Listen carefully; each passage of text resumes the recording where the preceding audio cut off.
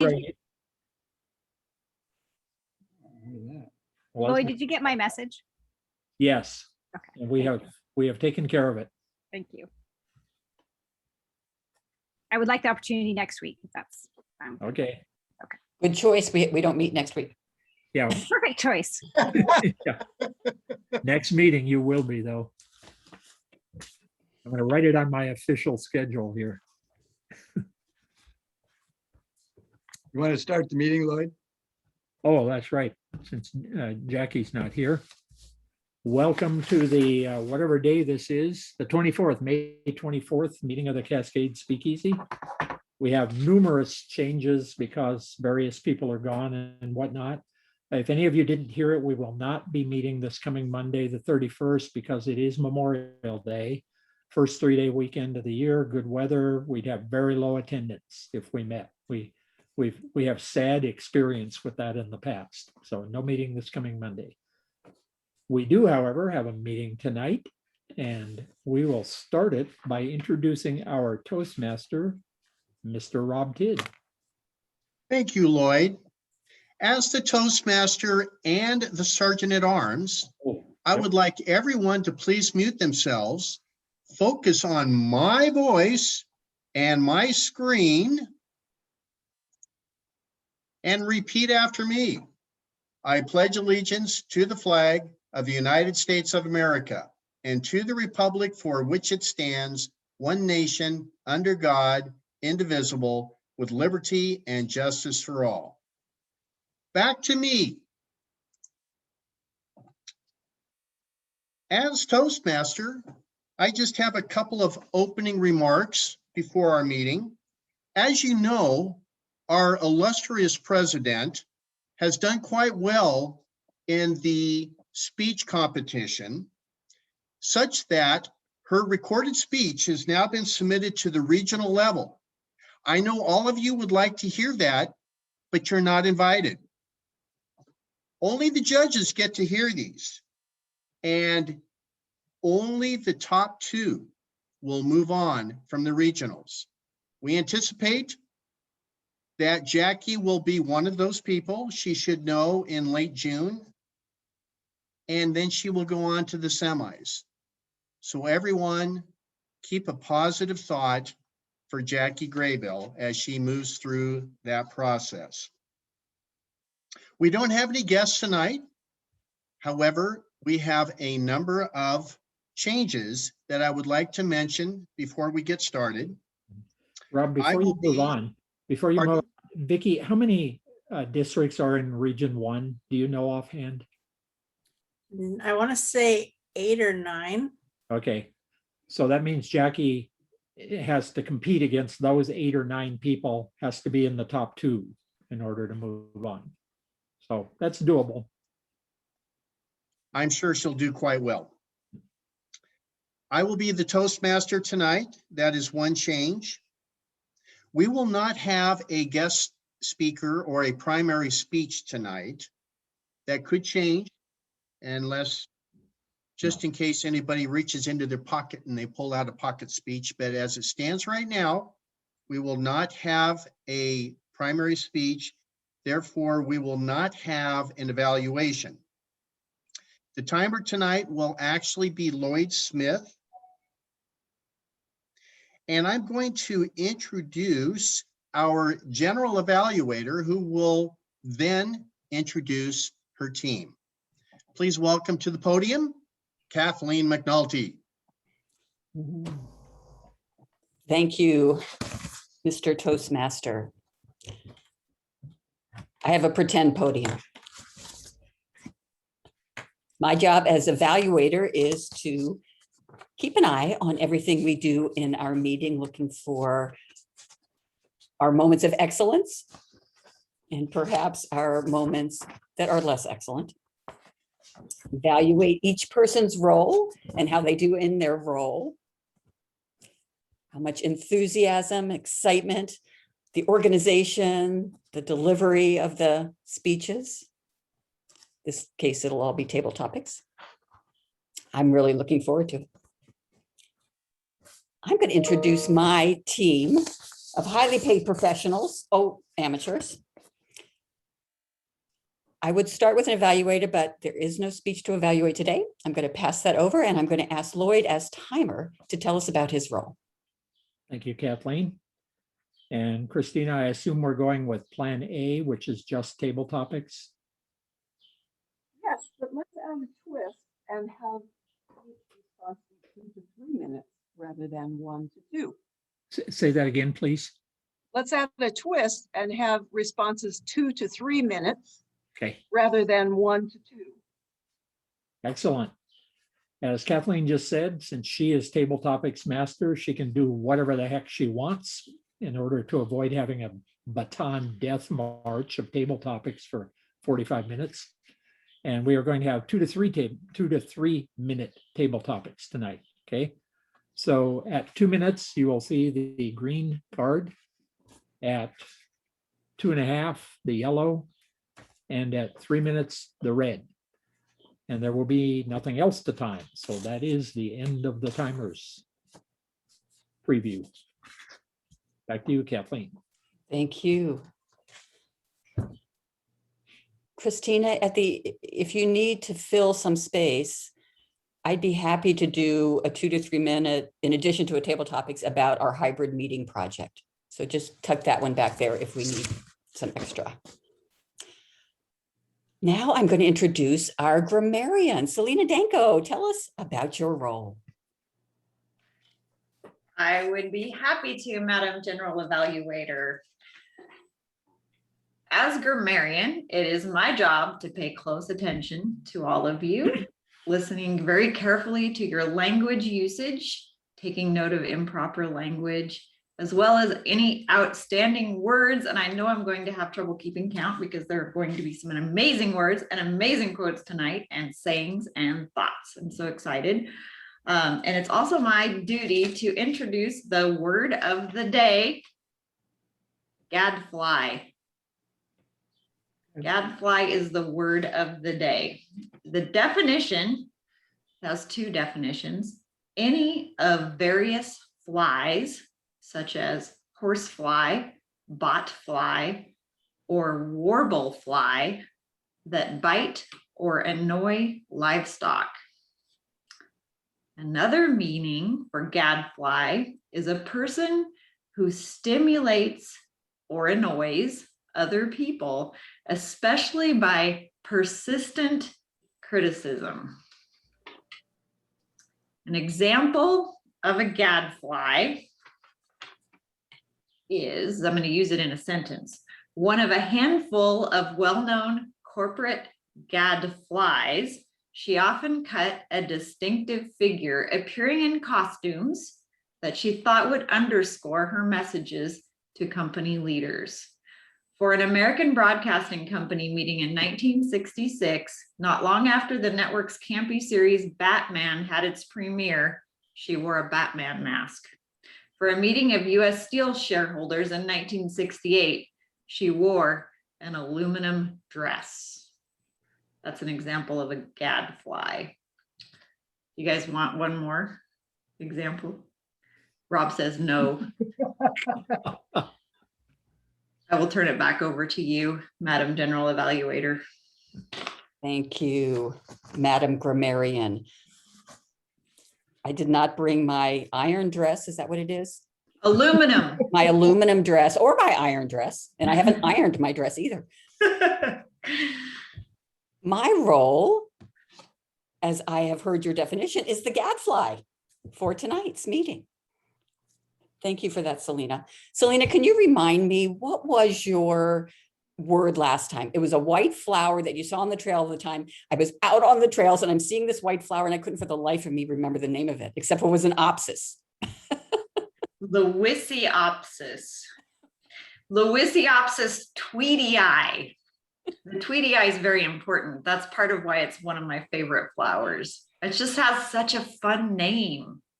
Wissyopsis tweedii. It used to be called Lowissia, but it recently had a name change. And it only grows here. It only grows in Chelan and Douglas counties. I spotted a few this weekend. And Were you thought of you, excited? Selena. Were you excited? I get was. excited. I get excited when I see them every time. Let's move on to our odd counter. Pat, can you tell us about your role? Well, it's clear that I get to be a gadfly because I'm the nitpicker. I watch for all of the little things that interrupt the natural flow of language, the hiccups, the burps, the ums, the ers, the buts, the wells, the so's, the likes, things that are repeated. Yes, see me this evening as the resident gadfly. Back to our chief evaluator, Kathleen. Thank you, Pat. I've been promoted to chief gadfly and evaluator. I'm going to turn this back over to our Toastmaster, Mr. Toastmaster Rob Tidd. Thank you, Madam Chief Evaluator. My next assignment, absent a speaker, is to turn this over to our table topics master. And our table topics master this evening is Christina Stepper, who will explain her role. And I'm sure she's got a number of interesting questions this evening. Please welcome Christina Stepper. Thank you, Mr. Toastmaster. This will be interesting tonight, doing table topics. Everyone will get to participate, maybe more than once. Surprise. Our theme tonight is glass half full. We could ponder the obvious, which is, are you a glass half full or a glass half empty person? But instead, we're going to ponder the less obvious, all things beverage and or container related. As I mentioned earlier, the time will be 2 to 3 minutes rather than 1 to 2, since we don't have a prepared speech. All right, here we go. Caffeine is a drug, readily available, widely used, legally accessible, and socially accessible psychoactive substance. Anyone of any age can use it, and its popularity is growing, especially among young people. Statistics show that adolescents are the fastest growing population of caffeine users. Studies indicate that 83.2% of teenagers consume caffeinated beverages regularly, and at least 96% consume them occasionally. Do you think there's a connection between increased caffeine consumption and increased student behavior issues? Selena.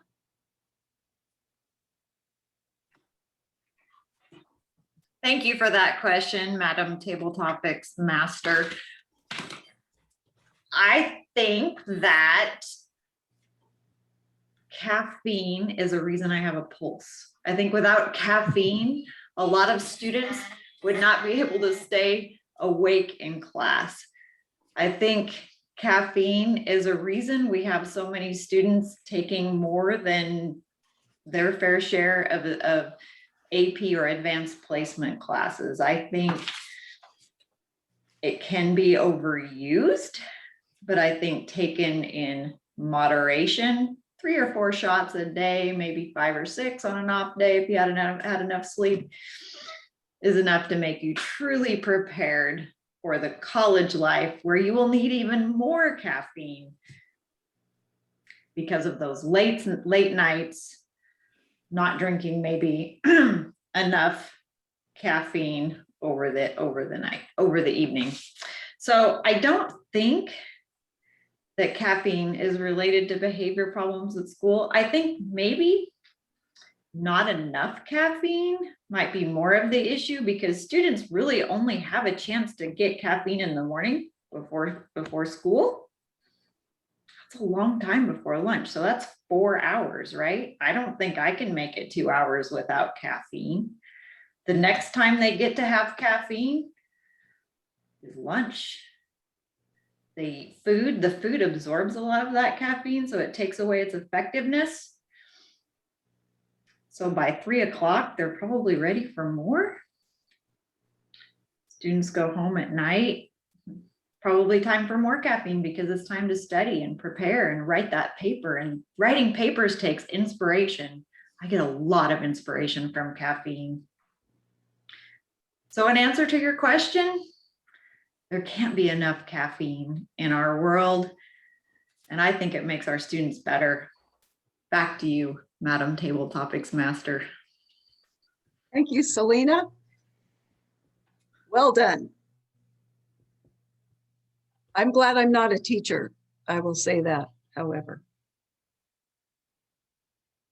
Our 18-year-old granddaughter regularly gets some grande froofy Starbucks something or another that, according to her mother, costs north of $14 by the time she gets all the foof and the stuff and whatever goes into this thing.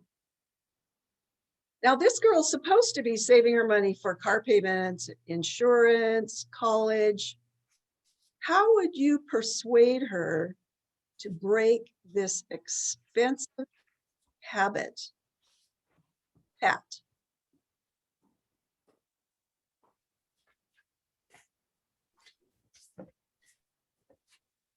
That's interesting because you're talking to the queen of frugality.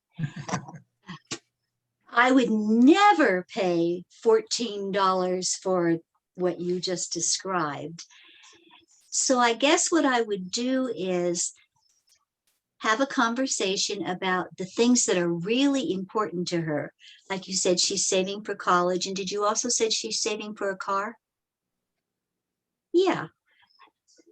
And I would have her make a list of priorities. What things mean the most to her? I would also like to have a discussion about, is there something else that would be equally as satisfying to her as this elegant, very extravagant kind of coffee? What is its present effect on her? Why does she drink it? How does it make her feel? And again, move over to, well, what would give you that same sensation, that same experience that wouldn't be quite as expensive? I'd also like to discuss, well, that's $14. So if you do that, just say 5 days a week, you're talking about around $70. That's a lot of money. What could you do with $70? What could you buy with $70 that would give you immediate satisfaction? Then I'd like to go back to, how does it make you feel, this extravagant beverage? Do you drink it alone? Do you drink it with friends? Do all of your friends drink this same extravagant, lovely beverage? Do you have any that don't? Well, why don't they? What do they drink instead? What I would encourage is for this young person to have, first of all, data to make a decision. Secondly, the opportunity to make a decision. Thirdly, the opportunity to establish priorities in her life, and to realize, again, a minimum of $70 a week is big bucks. Just think how that could go toward the purchase of a car. Just think how that could go forward to your education. And once you have your education, you'll earn an income that you can afford to buy these $14 drinks. But maybe this isn't the right time in your life. That's what I would do. Thank you, Pat. I will pass that on to her parents. Hopefully, that's exactly what they will do. it blows me away. I can't imagine spending $14 on a beverage than just consuming it. Then what do you have? A cup. Speaking of a cup, glass or plastic? Does the container impact your purchasing decisions? Kathleen.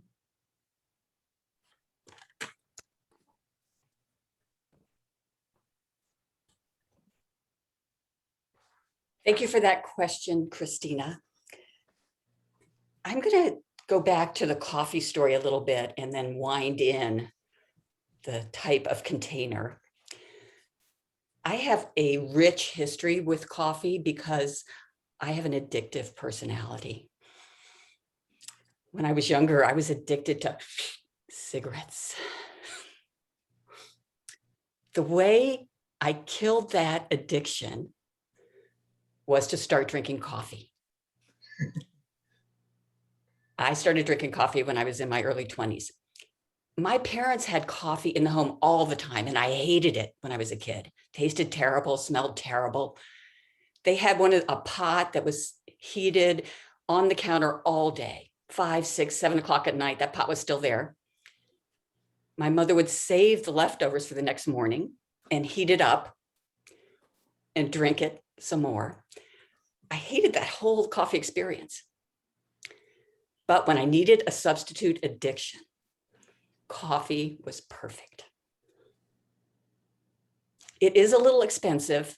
Christina, what I would say to your granddaughter or your daughter or son, have her get a job at Starbucks. She'll cut her expenses in half instantly. I wouldn't give up the drinks though. I happen to be a regular coffee drinker. Lucky for me, I don't like the really fancy drinks. My coffee habit is around $3 or $4 a cup, which is still pretty astronomical when you think about it. I haven't ventured near $14. Not yet. Coffee for me is a real joy. Every morning I get up, and that's the first thing I look forward to. But it has to be in a certain container. And this is where I get to your question, Christina. I have a cabinet full of fancy mugs. I have metal mugs with tops on them. I have ceramic mugs. I have a mug that has a little electric heater in the bottom of it to keep the coffee warm. I told you I was addicted. The cup that I use, believe it or not, is the reusable coffee cup from Starbucks that you used to be able to buy for $1. And then you could bring it in each time and get it refilled. Every morning, I heat up hot water in one of those, pour out the hot water, pour in my coffee. It is more insulated than any of the coffee mugs or containers that I have. That's my story on containers. And boy, do I love coffee. Back to you, Madam Toastmaster. Thank you, Kathleen. Great job. 2 for 1 on that one.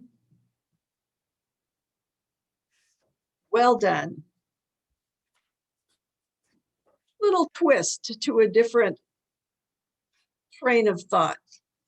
Waste Management of Wenatchee recently announced that they no longer recycle glass because there's just too much of it.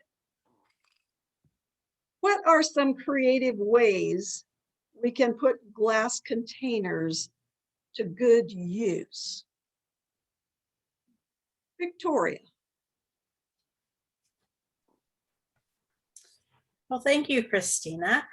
One way that we might be able to make use of this glass is perhaps have a place where we could break it and then have one of those tumblers to take off the really sharp edges. But then we'd have all sorts of beautiful pieces of glass that we could then make mosaics out of. We could give them to the schools so the children could be creative. We could give them to retirement homes so that individuals that wanted to work on these art projects would be able to do so.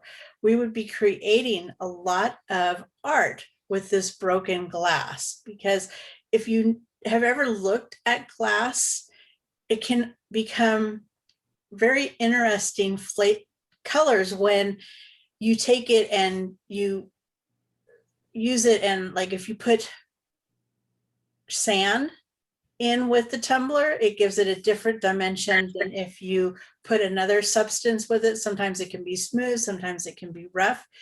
And so you would have all these different colors and textures of glass, and then we could be creative with them. Another thing that we might be able to do is come up with an alternative recycling way for them. Maybe we could transport them to another area where they were taking the recycling to make more glass and use it, because this is a resource that can be renewable if used properly and recycled properly. But again, the glass is different colors. And you have the clear glass, you have the brown glass, you have the blue glass. And so what are you going to do with this all? But I hope that people don't go and throw it in the oceans like it was at one point, because I know when I used to go to the ocean, and I was always scared of cutting my foot on glass, because at some point people were tossing them in. But I also remember walking on the sandy beach and finding this glass and looking at it and wondering where it came from and what its story was, because it had this wonderful smooth texture. Thank you, Christina, for the wonderful question.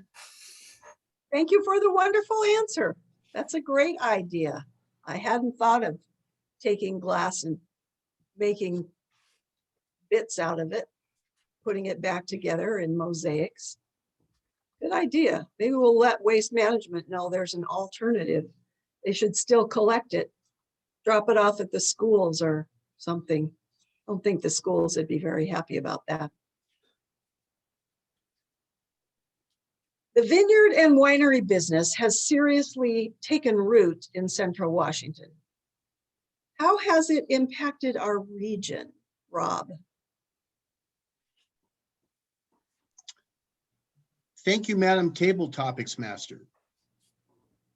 It has impacted our region in a huge way because wine comes in bottles, glass bottles. The issue that we have in our region is, what are we going to do with that glass? Because Waste Management is no longer recycling it. There's an alternative. It's called glass repurposing. The Lake Chelan Rotary Club actually has purchased a glass crusher. It will crush glass, whatever the color, whatever material is in it, you can just take the glass and they will crush it. And the uses of this glass are numerous, more than just the ideas that Vicki shared with us. But this glass can be crushed to a fine sand. There are no shards. There are no parts that would cut your feet, because they're using that crushed glass in playgrounds, landscaping, septic systems, trails and walkways, drainage, countertops, decorative glass. The list goes on and on. The issue that we have here in Wenatchee is, how can we get that glass up to the Lake Chelan Rotary Club where they have this glass crusher?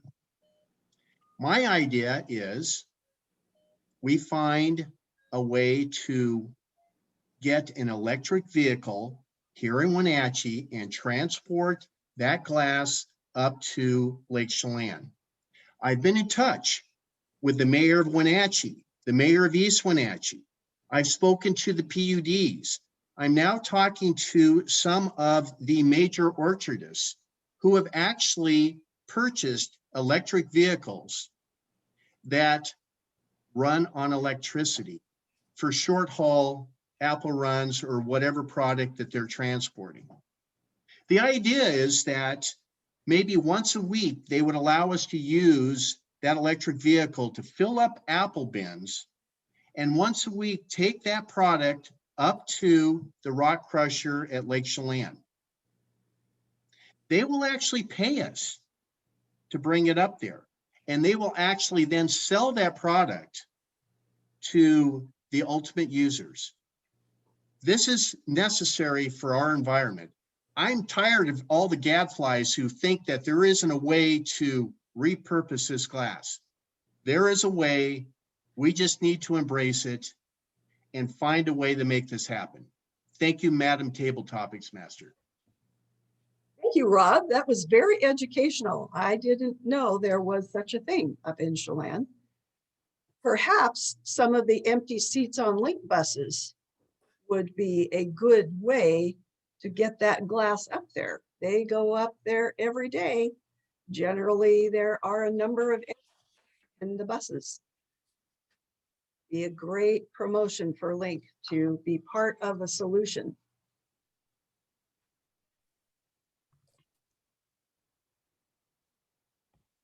Tell us about your favorite mug, cup, or glass, Eric.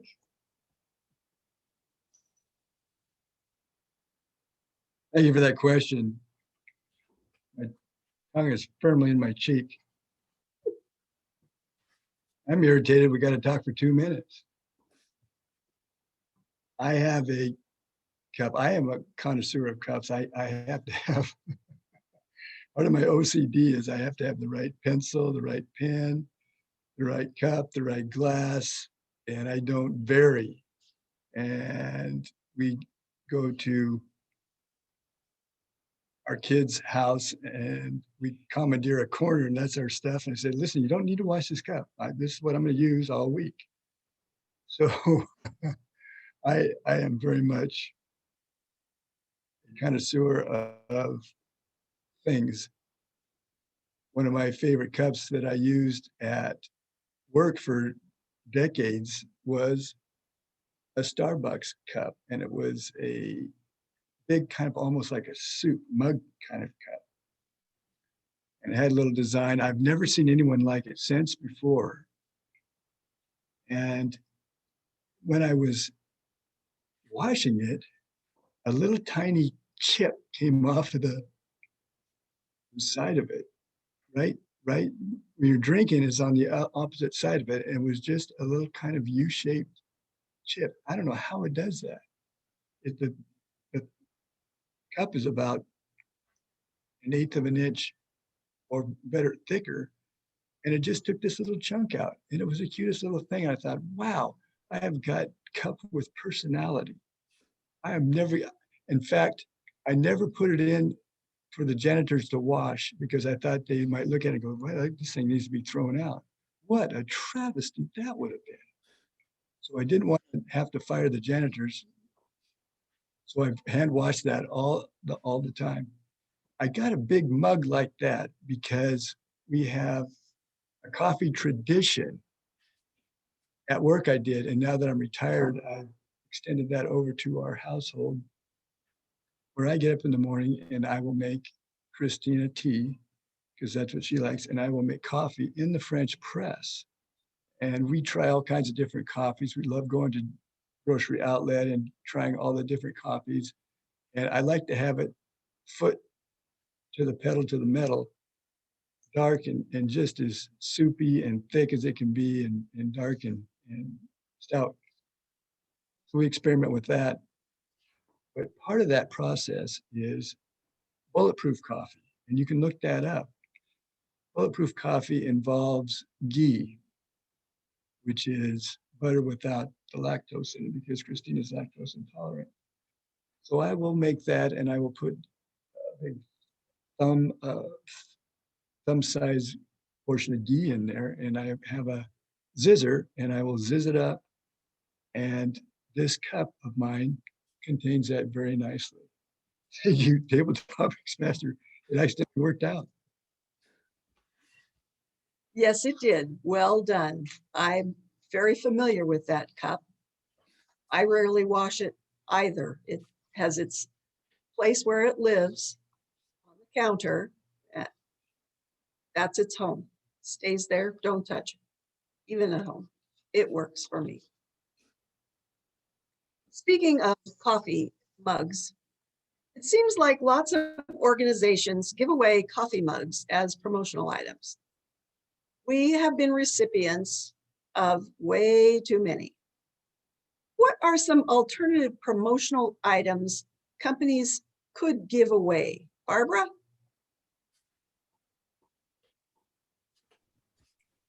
Thank you, Madam Table Topics Master. Our company, or the organization I work for, has fallen under the trap of creating and giving away useless coffee mugs. Ones where the symbol and the wording washed off after maybe 1 or 2 dishwasher cycles. What could we do that could be something that everybody used? We embraced at our last all staff day with a generous donation, the art of being comfortable. There's a word for this and it's escaping me. The art of being cozy and comfortable. And what we did is we purchased blankets with our logo on them, lap blankets for people to put are the favorite giveaway that we have. Did I freeze? I'm sorry. Am A I little there? bit. You're there. Sorry. Okay. This has been by far the most favorite giveaway gift that we have done. It is something that we'll carry around with us everywhere.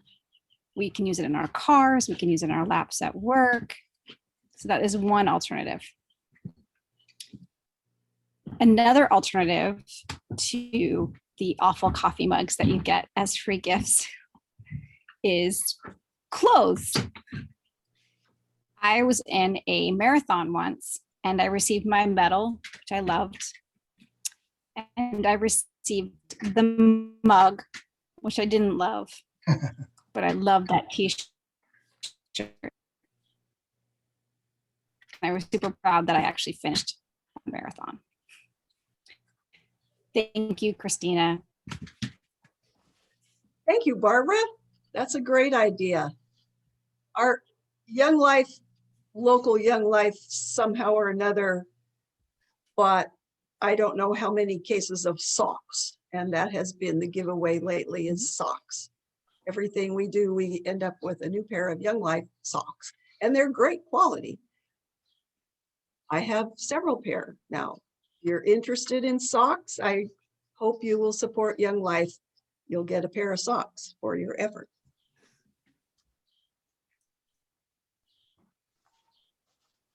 The next question, as we have just Lloyd remaining. Let's see.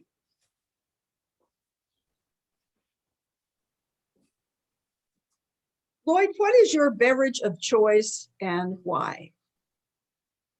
We'll time you. Thank you, Christina.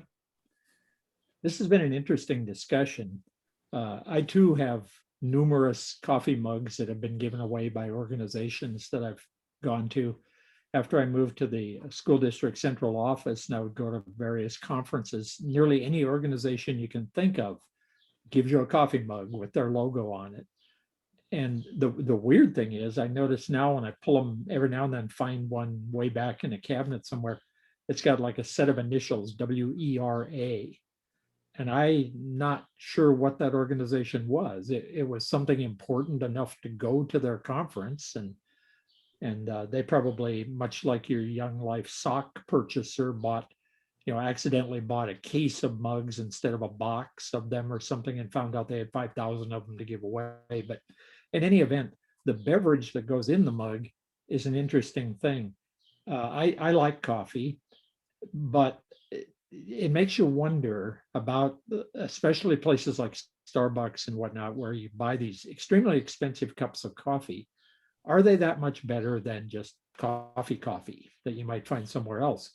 Interestingly enough, Consumer Reports wondered that same thing a couple of years ago. So they sent out their buyers to in various parts of the US and bought cups of coffee at all kinds of places you could think of, from the really expensive like Starbucks and Tim Hortons up in Canada and Pete's Coffee and like that, all the way down to fast food coffee, Burger King and Dairy Queen and so on.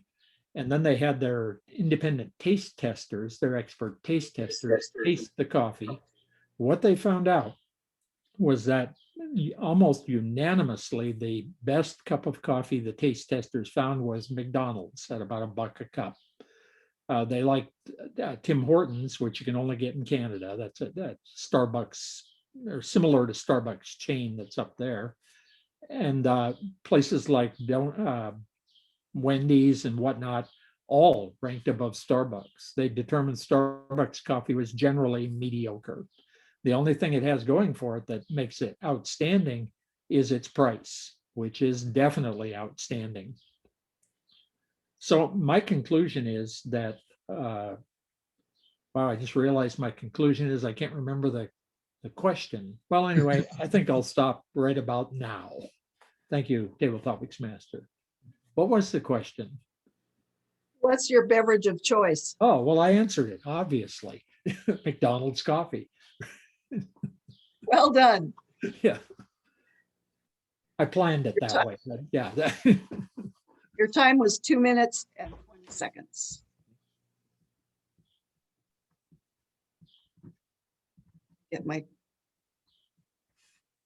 I have 2 more questions.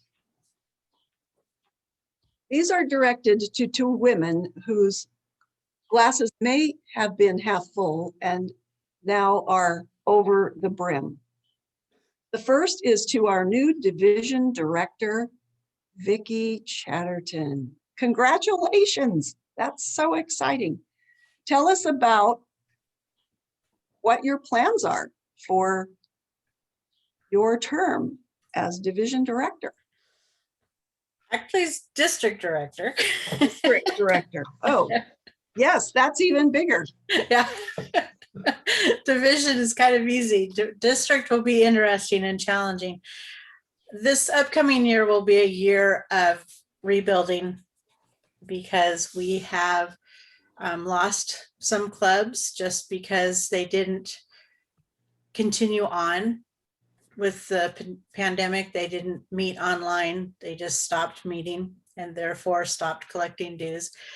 So my push is rebuilding and then hybrid clubs, because now that things are opening and we have certain members that want to meet in person, and then we have other members who are saying, no, I'm not comfortable yet in meeting in person. And we have been interviewing our incoming or our officials that will be on the board. They have elections every year for the different region advisors or region directors. And one of our questions is how can Toastmasters International help clubs and districts rebuild? And one of the things is member retention, getting our members to stay, because that has been one thing that we noticed, that our members, once they get in, will stay, and we want them to stay. So retention may be one of our distinguished club program goals next year, rather than just growth, but actually keeping our members. And I would like to see that go. And then the next one is how to do hybrid clubs. And I am excited because in June, we're going to have a webinar for our district, and we're going to select 4 clubs to be test clubs on how to be hybrid clubs. And in doing so, the district will be providing the equipment that is needed for that. So I'm very excited that we'll be able to get 4 clubs in our district to mentor other clubs in how to do the hybrid meetings. And so I'm very excited about that. So rebuilding. Back to you, Christina. Thank you, Vicki. Your response is a perfect lead in to the next question to our other lady with a cup filled to overflowing. Kathleen, tell us what's going on with the hybrid meeting project, if you would.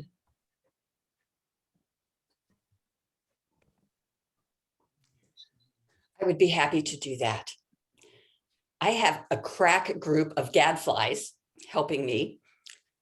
Selena Danko, Dean Carath, and Pat Whitfield. Yes, applause, applause. We got together like any good project team would, and we wrote up a list of requirements, which I then stored somewhere and have never looked at since. Just like a normal project. We made a list of all the possible places we could do hybrid meetings, and there are quite a few.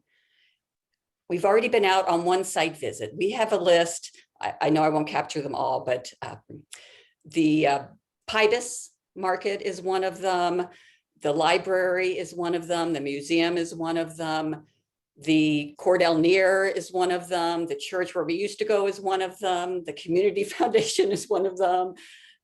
Link Transit is one of them. Several of those got ruled out because of cost. Their prices are higher than what we were paying at the church, which I understand we paid $400 a year.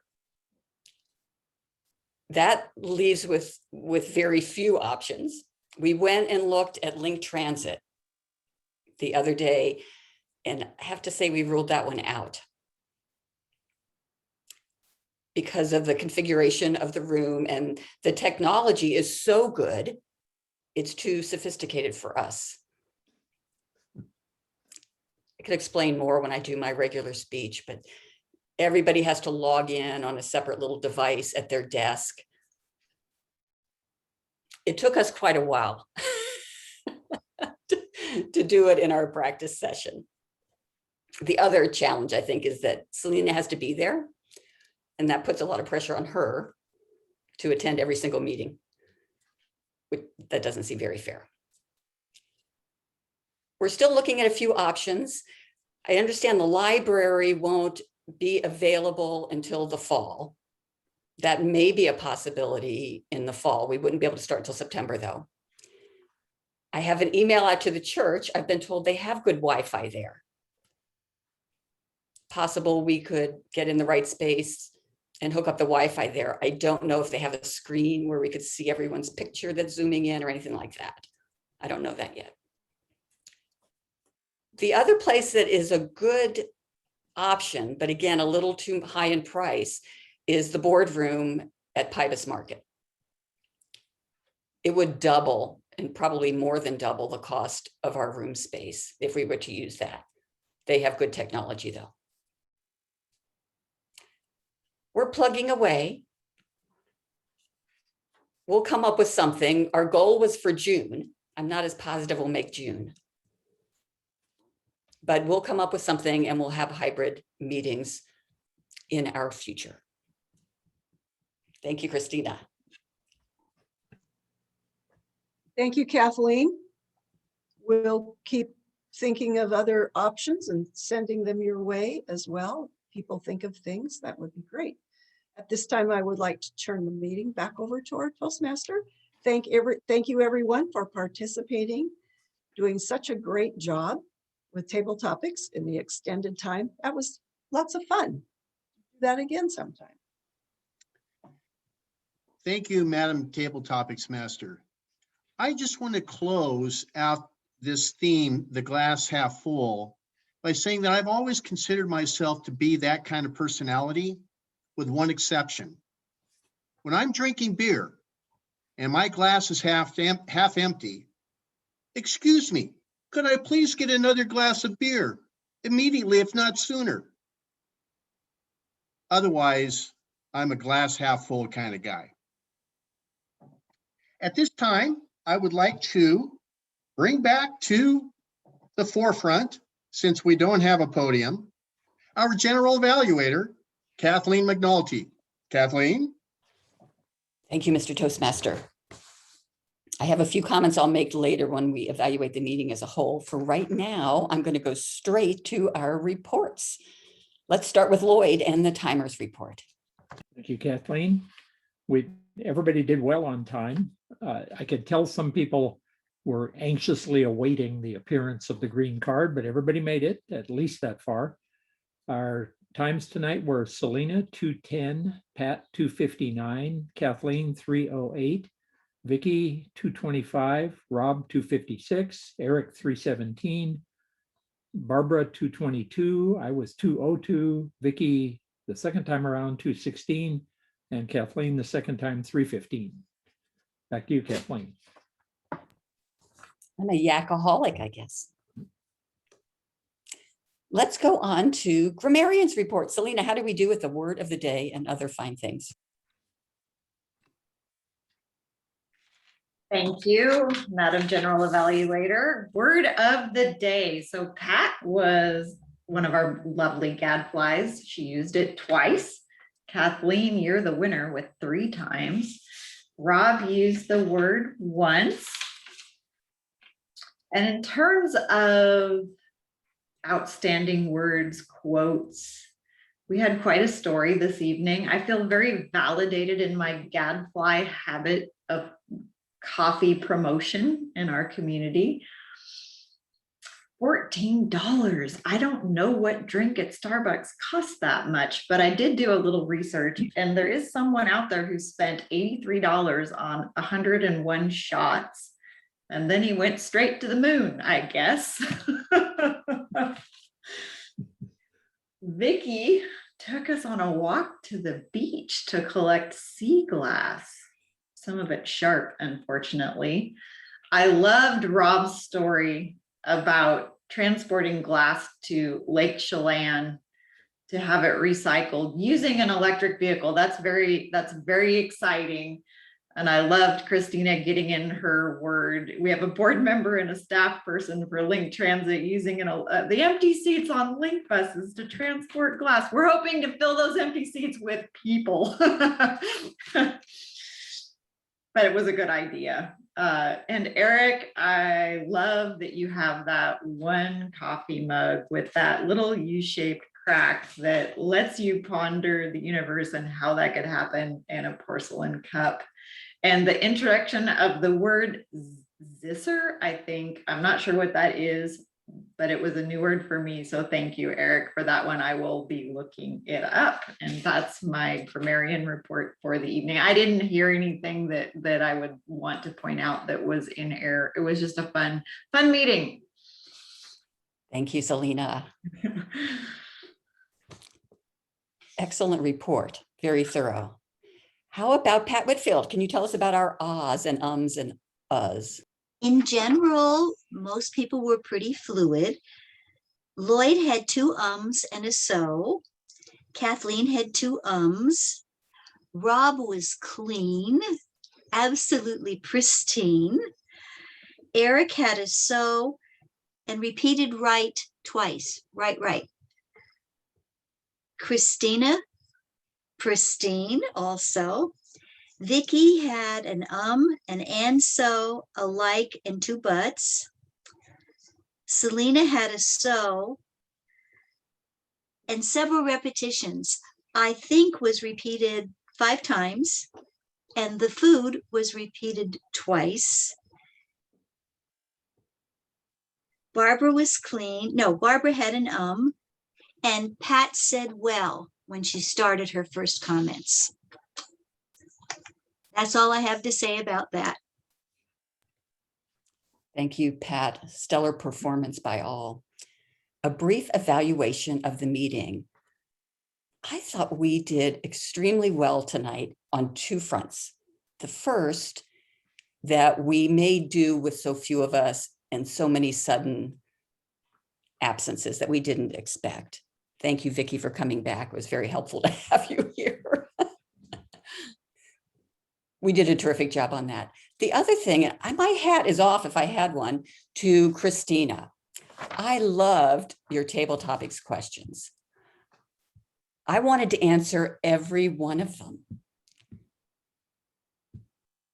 I can't resist telling you about my favorite giveaway, which I have right here. I don't know if you can see that. It's a little person in a porta potty with the pants down. This is the kind of thing you get when you join a Rotary.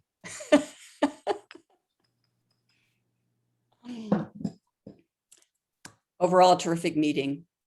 I'm going to turn it back to, I'm guessing, the Toastmaster. Am I close to the president, Lloyd? Well, Vice President of Education. It was a good meeting. We are good at, oh, there's Eric's mug, by the way, with the chip out of it. Ah, Yeah. Definitely don't want to be left-handed and have that mug, but two things. First, remember, no meeting this coming week. Oh, that's your, what's that thing called, Eric? Zizzer. He calls it a zizzer. Oh, I see. Okay. It's a frother. Uh-huh.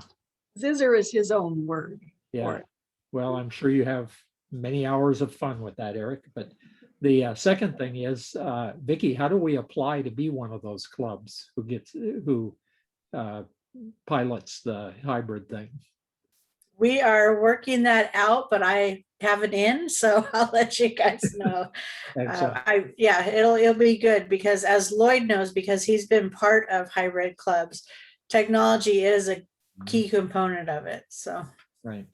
The Audible Experience Advanced Club has, well, for several years been a hybrid group, and the technology is really important. I mean, the internet connection's got to be just rock solid, and you have to have the equipment and whatnot. I really think worldwide, not just us, the transition out of the Zoom meetings is going to be as tricky, or maybe trickier than the transition to it was. And a lot of clubs are beginning to think, wait a minute, how are we going to do this? And I think that's a pretty good question. It's going to be exciting. You know, there are two kinds of excitement. There's the football game kind and the car wreck kind. And so we'll see what we get, I guess. Okay, does anyone else have anything you want to say for the good of the group? If not, Vicki, you'll send me the link tomorrow morning then. Okay, thank you. Have a good week, everybody. See you in actually 2 weeks. Good night, everybody. Good night. good night, everyone.